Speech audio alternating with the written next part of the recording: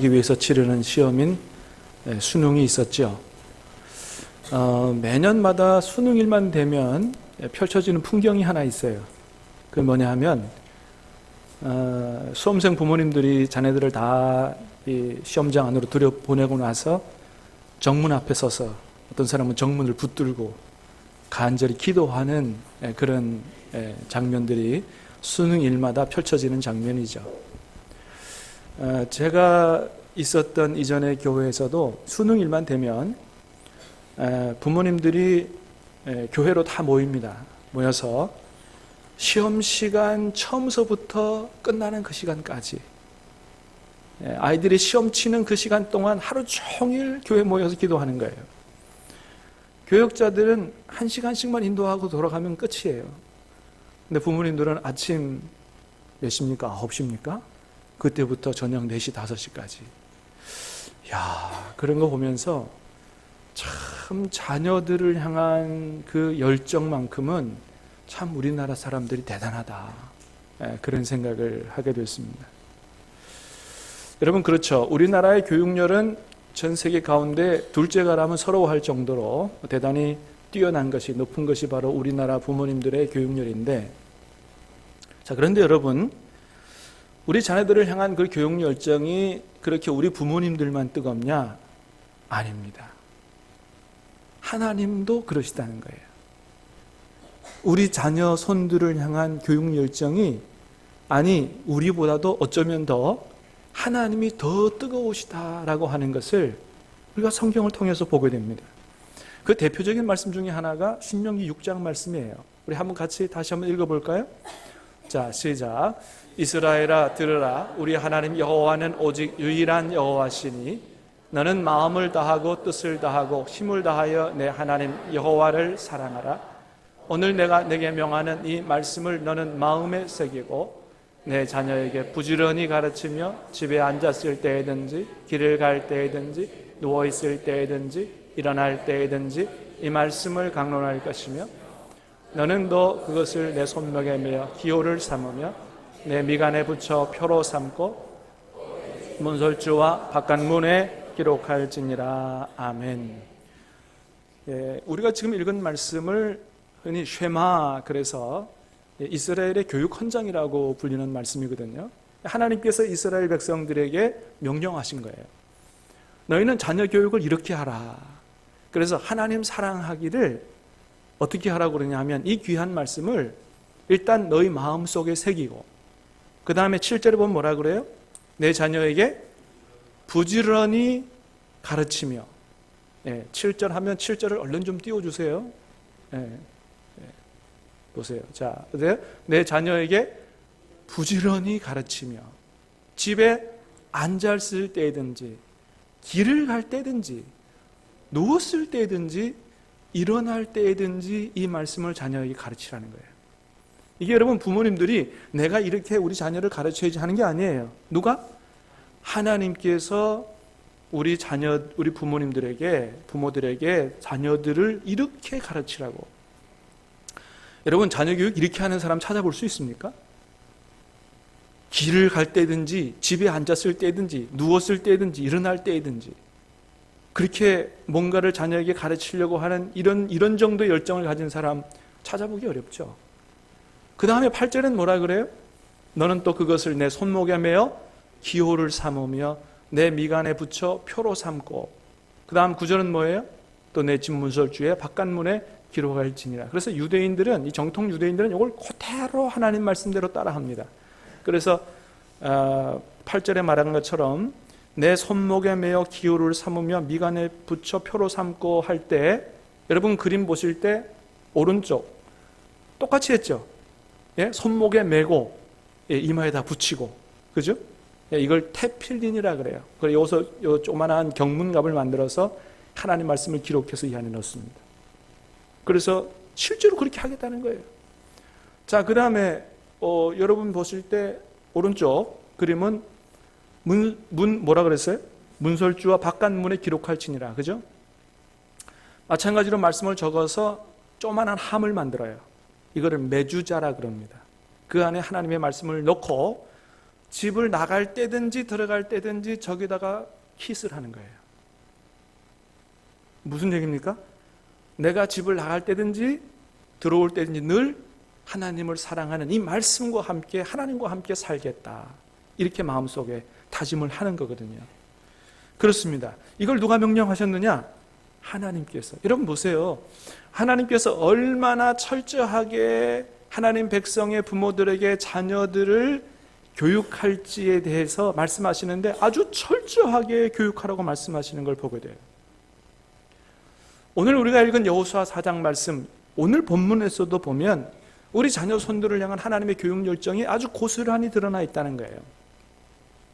오늘 말씀은 우리 지난주에 읽었던 바로 이제 축복의 땅 가나안 땅에 들어가기 바로 전에 일어났던 요단강 기적 사건, 그 말씀에 이어진 말씀인데, 요단강을 하나님께서 갈라주시고 다 건너게 하신 다음에 오늘 본문의 말씀을 하나님께서 이렇게 하신 거예요. 자, 2절 3절을 다시 읽겠습니다. 2절 3절 시작.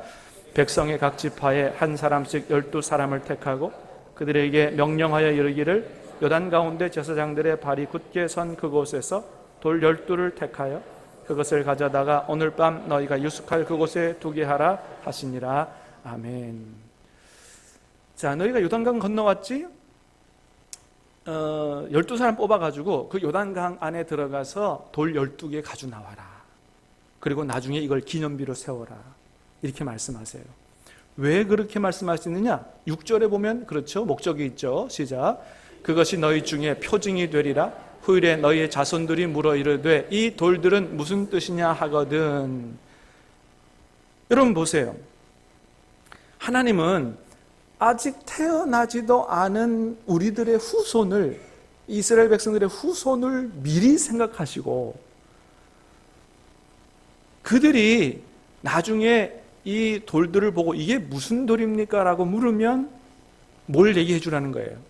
오늘 일어났던 이 요단강가에서 일어났던 이 기적 사건에 대해서 너희가 설명을 해서 자녀들에게 하나님을 잘 가르쳐 주라, 이렇게 말씀하시는 거예요. 그래서 이 요단강에서 가지고 나온 돌들을 나중에는 길갈이라고 하는 데다가 세웁니다. 그런데 오늘 말씀을 자세히 읽어보면 이 12개의 돌을 길갈이라는 데만 세우느냐? 그렇지 않습니다. 예. 우리 9절에 보면 요단강가에도 세우는 걸 보게 돼요. 자, 9절입니다. 다시 시작. 여호수아가 또 요단 가운데 곧 언약궤를 맨 제사장들의 발이 선 곳에 돌 12를 세웠더니 오늘까지 거기에 있더라. 아멘. 자, 그러니까 요단강가에서 일어났던 기적을 기념하기 위해서 돌 12를 세우는데 한 곳만이 아니고 두 곳에 세웁니다. 한 곳은 어디라고요? 자, 제사장들이 발을 들이밀었을 때에 요단강이 갈라졌던 바로 그곳에다가 세우고, 그 다음에 또 12개의 돌은 어디예요? 예, 길갈이라고 하는 이스라엘 백성들이 요단강 건너가서 제일 첫 번째 야영했던 그 장소에다가 12개씩이나 되는 돌을 세우라고 하는 거예요. 여러분, 이렇게 하나님은 이 요단강에서 일어났던 기적 사건을 우리 후손들에게 가르쳐 주도록 하기 위해서 이렇게 철저하게 기념비 세우는 것을 명령하시는 것을 보게 됩니다. 뭘 볼 수 있는 거예요? 얼마나 하나님은 우리 자녀들에 대한 교육의 열정에 투철하신가 하는 것들을 보게 되는 거죠. 그 명령에 대해서 이스라엘 백성들은 그대로 순종했다라고 하는 것을 오늘 말씀에서 보게 되는데, 하나님은 이런 명령들을 성경에서 많이 하십니다. 그래서 이스라엘에 실제로 가보게 되면 이스라엘 곳곳마다 기념비 없는 곳이 없을 정도로 그렇게 많이 기념비가 세워져 있다 그래요.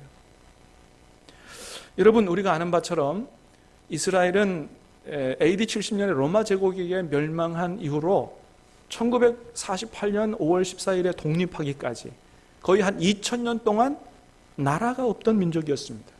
몇 년 동안요? 2000년 동안. 여러분 생각해 보세요. 20년도 아니고요, 200년도 아니고요, 2000년 동안 나라가 없었다는 거예요. 여러분, 그런데 2000년 동안 나라가 없었는데 어떻게 나라를 다시 세우죠? 2000년 정도 나라가 없으면 후손들이 몇 대입니까? 한 세대를 한 30년 잡으면 이게 뭐 셀 수도 없어요. 그러면 말 거의 다 잊어버리고요. 우리나라 사람들 미국에 건너가면 1.5세, 2세만 돼도 막 말 잘 못하지 않습니까? 말 다 잊어버리고요. 민족성 다 어디 간지 없고요. 그렇게 돼버리는 거예요. 다른 나라에 다 흡수돼버리는 거죠. 그런데 이 유대인들은 2000년 동안 그걸 잊어버리지 않고 2000년 후에 그 시간, 오랜 시간을 지나서 후손들이 다시 이스라엘은 나라를 세웠다라고 하는 것이죠. 근데 여러분, 어디 그뿐이에요? 나라만 세운 게 문제가 아니죠? 전 세계의 유대인들이 한 1500만 정도 된다 그럽니다. 전 세계 인구를 70억이라고 생각해 봤을 때 1%도 안 됩니다. 0.2%, 0.25% 이런 정도밖에 안 되는 거예요. 근데 그렇게 적은 숫자가 우리가 잘 알고 있는 것처럼 미국의 제일 유명한 대학이라고 하는 하버드 대학에 몇 명이나 됩니까? 몇 퍼센트? 30%가 유대인이라는 거예요. 노벨상, 우리나라 노벨상 받은 사람 있습니까? 노벨상 받은 사람의 25%가 유대인들이라고 하는 것입니다. 노벨 경제학상, 여러분 유대인들 같은 경우는 경제에 굉장히 똑똑하죠. 40%가 이상이 다 유대인들이 노벨 경제학상 받았다는 거예요. 또 이 현대 세계사를 만들었다고 하는 아주 위인들 중에 현대 물리학의 아버지인 알버트 아인슈타인, 유대인이고요. 제도와 사상을 만들었다고 하는 칼 마르크스, 유대인이고요. 현대 심리학을 만든 지그문트 프로이드, 다 유대인들이었다고 하는 거죠. 지금 우리 시대에도 마찬가지입니다. 페이스북 만든 마크 저커버거, 유대인이죠. 구글 창업한 레리 페이지, 세르게이 브린, 이런 사람들 다 유대인이라고 하는 겁니다. 뿐만 아니에요. 오바마 대통령이 미국 대통령으로 있을 때 그 최측근 참모들이 다 누구냐? 다 유대인들이라고 하는 거예요. 그 전 행정부인 부시 행정부에도 측근이 다 유대인들이라고 하는 겁니다. 그러니까 오늘날의 미국 사회를 누가 움직여가는 거예요? 유대인들이 움직여가는 거예요. 여러분, 이런 사람들이 2000년 동안 나라가 없던 사람들이 맞느냐라고 하는 거죠. 이해할 수 없는 거죠. 그래서 아놀드 토인비 교수가 뭐라 그랬냐 하면 이 이스라엘 민족 역사는 한마디로 말하면 기적이요 경이다, 이렇게 얘기했습니다. 도저히 이해할 수 없는 일이다라고 하는 거죠. 그런데 여러분, 그 비결이 어디 있느냐? 여러분, 그 비결이 어디 있겠어요? 2000년 동안 말도 안 잊어버려요. 민족성도 안 잊어버려요. 다시 나라를 세워요. 이게 어떻게 가능하겠어요? 한마디로 말하면 유대인의 자녀 교육에 그 비결이 있다라고 하는 것이죠. 그걸 전 세계가 다 인정하고 있습니다. 그래서 모두가 다 유대인들의 자녀 교육의 비결을 배우고자 하는 거죠. 여러분, 오늘 본문에도 유대인들이 하나님의 말씀을 받아서 자녀 교육을 어떻게 했는지가 잘 나타나 있는데, 여러분, 이 성경에 여러 군데 나타나 있습니다. 그걸 이렇게 가만히 보면 유대인들 자녀 교육을 어떻게 했느냐, 그걸 한마디로 말하라고 한다면 모든 기회를 자녀 교육의 기회로 삼았다라고 하는 것입니다. 모든 기회를 자녀 교육의 기회로 삼았다. 여러분, 오늘 본문만 해도 그래요. 요단강 기적 사건, 그거는 그 당시에 있는 사람들을 위한 기적만이 아니고 하나님이 요단강 기적 사건을 통해서 뭐라고 명령하십니까? 이거를 기념비를 세워서 너희 자녀 손들에게 가르치라고, 자녀 교육에 관한 기회로 만들라고 하나님 말씀하시는 걸 보게 됩니다. 이런 것들이 성경에 많다고 하는 거예요. 또 하나 예를 들면 초막절이 그렇습니다. 여러분, 초막절. 여러분, 초막절 잘 아시는 것처럼 다른 말로 장막절 또는 수장절, 그런 얘기 하는데, 이거는 이제 가을 추수를 하고 나서 하나님 앞에 감사를 드리는 추수감사절, 우리로 말하면 거기에 해당하는 절기죠. 이 초막절을 하나님께서 이스라엘 백성들이 어떻게 지키라고 말씀하셨냐면 이렇게 말씀하세요. 우리 레위기 말씀을 한번 같이 읽어보겠습니다. 자, 시작. 이스라엘 자손에게 말하여 이르라. 7째 달 15째 날은 초막절이니 여호와를 위하여 이레 동안 지킬 것이라. 너희는 이레 동안 초막에 거주하되 이스라엘에서 난 자는 다 초막에 거주할지니 이는 내가 이스라엘 자손을 애굽 땅에서 인도하여 내던 때에 초막에 거주하게 한 줄을 너희 대대로 알게 함이니라. 나는 너희 하나님 여호와이니라. 아멘. 그래서 이스라엘 사람들은 하나님의 이 말씀을 이제 순종하기 위해서 초막절 절기가 되면 어떻게 하냐 하면 마당에다가 텐트를 치는 거예요. 텐트를 치고 일주일 동안은 그 안에서 사는 것입니다. 그러면 여러분, 자녀들이 이렇게 물을 거 아니에요. 아니, 아버지, 아니 이렇게 좋은 집을 놔두고 지금 이 가을 추수에서 우리가 다 기쁜 명절 아닙니까? 그런데 이 좋은 집을 놔두고 왜 하필이면 텐트 치고 마당에서 자는 겁니까? 그렇게 물을 거 아니에요? 자, 그러면 부모들이 뭐라고 가르쳐 준다고요? 그래, 우리가 그렇게 하는 이유가 있어. 우리 민족은 원래 애굽에서 오랫동안 종살이 하던 그런 사람들이었어. 근데 하나님께서 우리 민족을 사랑하셔서 택하셔서 모세를 통해서 구원해 내시고, 그리고 지금 우리가 사는 이 땅으로 오기까지 광야를 지나왔는데, 우리 조상들이 그 광야에서 바로 이런 천막 가운데서 살았어. 광야가 어떤 곳이냐? 낮에는 무지하게 뜨겁고 밤에는 무지하게 추운 데가 광야인데, 그런 혹독한 추위와 태양볕 속에서도 하나님께서 우리 조상들을 지켜준 거야. 그래서 오늘까지 우리 민족이 살아갈 수 있었고 살아올 수 있었고, 지금 오늘 우리가 누리는 이 풍성한 추수는 이런 하나님의 은혜 때문에 우리가 이런 축복을 누리게 된 거야. 그래서 옛날에 우리가 어떻게 살았는지, 하나님께서 어떻게 은혜를 베푸셨는지를 기억하고 하나님 앞에 진심으로 감사하기 위해서 이렇게 하는 거야 라고 부모들은 자녀들에게 가르쳐준다 이거예요. 근데 초막절만 아니고 유월절도 그렇습니다. 유월절은 여러분 어떤 절기입니까? 이스라엘 백성이 애굽에서 구원받은 것을 기념하여 지키는 절기가 유월절이죠. 여러분, 하나님이 이스라엘 백성에게 초막절은 천막에 거주하라 그랬고, 유월절은 또 어떻게 지키라고 명령하는지 한번 읽어보겠습니다. 출애굽기 말씀 14절 15절 시작.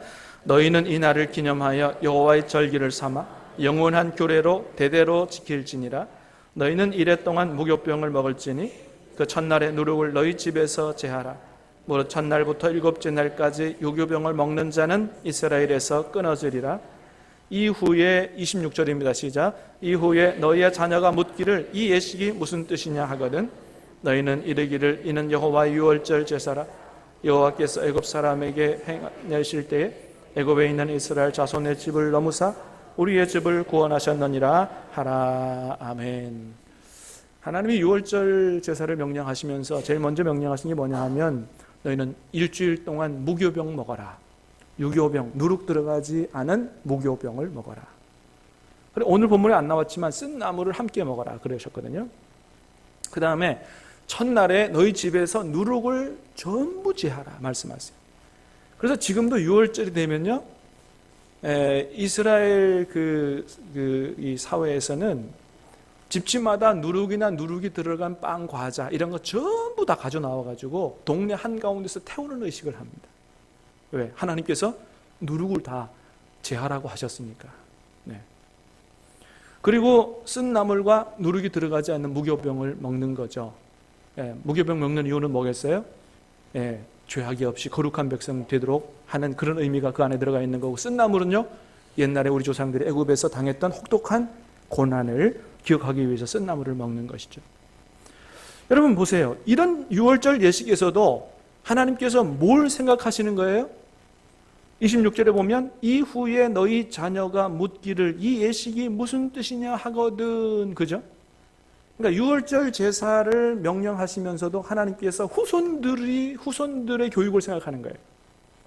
이런 유월절 제사를 매년 지키게 되는데 분명히 너희 자녀들이 이 유월절 제사 이렇게 하는 이유가 뭔지를 묻게 될 거다. 그러면 너희가 이렇게 대답해야 된다라고 자녀에 대한 교육을 명령하고 계신다는 거예요. 그래서 유월절 되면 유월절 식사 시간에 반드시 해야 되는 순서가 있습니다. 그건 뭐냐 하면 이 예식에 참여한 사람 중에, 자녀 중에 가장 어린 자녀가 4가지 질문을 꼭 하게 되어 있습니다. 부모님에게. 그 4가지 질문은 뭐냐? 첫 번째, 다른 날은 우리가 유교병을 먹었는데 오늘은 왜 무교병을 먹어야 하나요? 두 번째, 다른 날은 우리가 다양한 나물을 먹었는데 오늘은 왜 쓴 나물만 먹어야 하나요?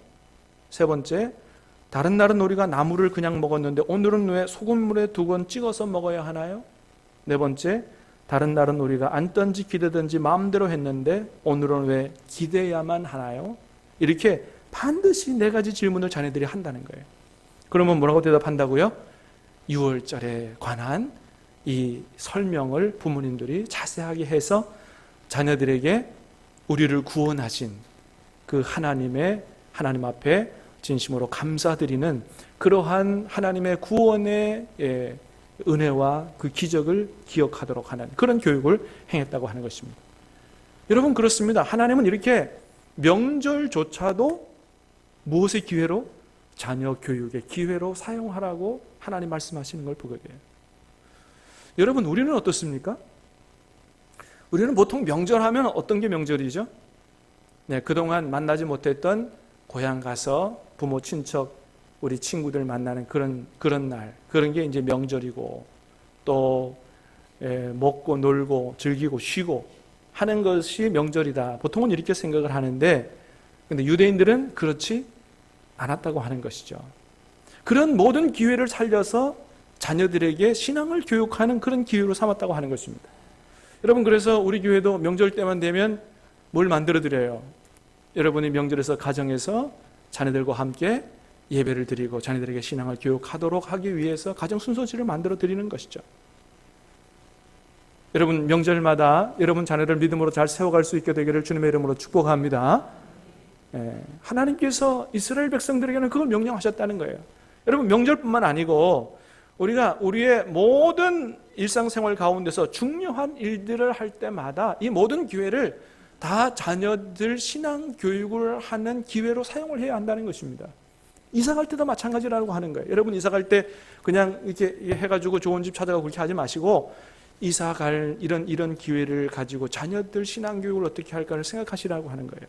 먼저는 이사 가는 걸 위해서 자녀들과 함께 기도하자. 하나님께서 우리를 위해서 하나님 더 잘 섬기도록 하는 좋은 곳을 예비하고 인도해 달라고 기도하자. 그리고 이사를 가면 또 어떻게 해요?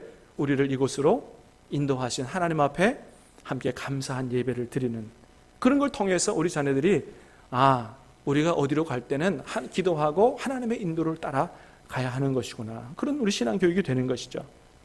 여러분, 우리가 살면서 중요한 결정을 할 때가 얼마나 많습니까? 여러분, 중요한 결정을 할 때 여러분 꼭 하나님 앞에 와서 기도할 수 있게 되기를 축복합니다. 그래서 혼자 그냥 결정하지 말고 꼭 기도하고 하나님이 주시는 지혜를 따라서 그렇게 그래서 자녀들과 함께 우리 지금 이런 일을 결정해야 되는데 너희들도 같이 기도하자. 그래서 기도하고, 그리고 그렇게 신앙 훈련을 할 때 우리 자녀들이 앞으로 인생을 살아가면서 중요한 결정 때마다 혼자 결정하는 것이 아니고, 그래서 잘못 결정하는 실수를 범하지 않고 하나님 앞에 중요한 결정을 기도하면서 하나님의 인도를 따라 자신의 앞날을 열어가는 이런 신앙 교육들을 잘 할 필요가 있다고 하는 거예요. 시험 볼 때도 기도하고, 식사할 때도 기도하고, 결혼 예식할 때도 하나님 앞에서 예배 예식으로 그렇게 하고. 여러분, 결혼할 때 여러분 자녀들에게 꼭 좀 그 가르치시기 바랍니다. 결혼 예식은 그냥 우리가 즐기는 그런 잔치가 아니라 하나님께서 결혼 제도를 만드시고 하나님의 복을 받아야 된다. 그래서 엄숙한 결혼 예식으로 그렇게 해야 된다. 요즘에 작은 결혼식이요? 이래서 무슨 결혼식입니까? 예? 스몰 결혼식 그래가지고 주례도 없이 여러분 그렇게 하지 마세요. 예. 경비는 아낄지 모르나 여러분 결혼은 정말 하나님의 축복을, 다른 무엇보다도 결혼만큼은 하나님의 축복을 받고 하나님 안에서 새 출발한다는 생각 가지고 여러분 그걸 신앙교육을 잘 하시기를 바랍니다. 모든 돌잔치, 환갑, 칠순, 모든 예식을 우리 자녀들에게 뭘 교육하는 계기로? 신앙을 교육하는 계기로 삼아가는 것이 이게 하나님의 뜻이다라고 하는 것입니다. 여러분, 그래요. 학교 교육만이 교육이 아니라고 하는 거예요. 아니, 오히려 더 중요한 교육은 학교 교육이 아니라 뭐예요? 하나님을 가르치는 신앙 교육이 더 중요한 줄로 믿는 저와 여러분 될 수 있게 되기를 주님의 이름으로 축복합니다. 우리에게 있어서는 이게 더 중요하다. 자, 여러분, 그렇다면 이 신앙 교육은 어디서부터 일어나야 될까요? 교회가 아니라 가정이다라고 하는 거예요. 왜요? 하나님께서 자녀 신앙 교육을 누구에게 우선적으로 명령하셨기 때문에 부모들에게 명령하셨기 때문에 그렇다고 하는 것이죠. 그래서 유대인은 자녀 교육이 가정에서부터 시작된다라고 하는 거죠. 여러분, 유대인 교육하면 아주 중요한 특징 중에 하나가 창의적인 교육이거든요. 창의적인 교육. 이 창의적인 자녀 교육의 유명한 일화 중에 하나는 바로 아인슈타인을 키운 어머니의 교육이에요. 아인슈타인은 아주 어렸을 때 전응하였다 그러죠. 9살 될 때까지 말도 제대로 못했다 그래요. 학교 들어가서도 적응 잘 못해가지고 아이들하고 관계도 별로 안 좋고 성적도 너무 안 좋아서 열등생이었다 그럽니다. 그래서 어느 날 학교에서 성적표를 받아왔어요. 성적표에 뭐라고 써 있었느냐? 이렇게 써 있었다는 거예요. 선생님이 아이를 보고 관찰하고 쓴 기록입니다. 이 아이의 지적 능력으로는 학교를 정상적으로 다니기가 어렵고 앞으로 무엇을 하건 성공할 가능성이 매우 희박함. 아인슈타인의 성적표에 그렇게 써 있었다는 거예요. 그거를 어머니가 받아들고 아인슈타인에게 뭐라고 했느냐? 많은 부모들 같은 경우는 네가 학교 생활을 가서 어떻게 했길래 이런 것들 받아오냐고 막 야단을 치고 그랬을지 모르지만 이 아인슈타인 어머니 그렇게 얘기했다고 하는 거예요. 너는 반드시 훌륭한 사람이 될 것이다. 왜냐하면 너는 다른 아이들과 완전히 다른 아이이기 때문이다. 남들과 똑같아서 어떻게 성공을 하겠느냐? 오히려 그 아이를 너는 다른 아이와 똑같은 아이가 아니고 다른 아이니까 너는 얼마든지 성공할 수 있다고 그렇게 위로하고 격려를 했다고 하는 것이죠. 그래요. 아인슈타인 어머니는 너는 남들보다 뛰어나라 이렇게 가르치는 게 아니고 뭐예요? 너는 너의 재능을 살려서 너의 삶을 살아라. 다른 아이들과 똑같이 경쟁하지 말고 너는 너의 삶을 살아가라고 창조적인 삶에 대해서 가르쳤다고 하는 것이죠. 유대인 교육 중에 또 하나 특징이 있는데 또 그건 뭐냐면 바로 대화와 토론입니다. 대화와 토론. 이스라엘은요 학교에서 대화와 토론식으로 다 공부를 가르친다고 하는 거예요. 이스라엘의 도서관의 모습이 어떻냐 하면 저렇습니다. 저게 이스라엘 도서관의 모습이에요.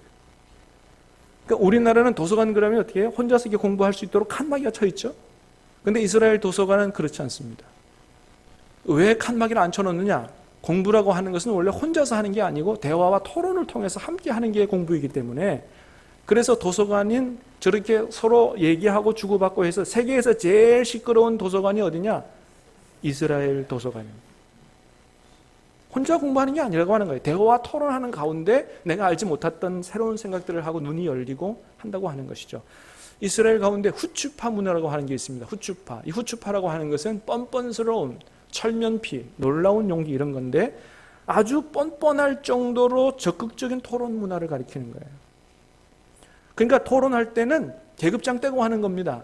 선생님과 학생들이 대화할 때도 뭐 선생님이니까 뭐 이렇게 혹시 틀리면 어떡하나 혼날까 이런 생각 안 한다고 해요. 뻔뻔할 정도로 틀려도 괜찮아. 질문하고 대화하고 토론한다고 하는 것이죠.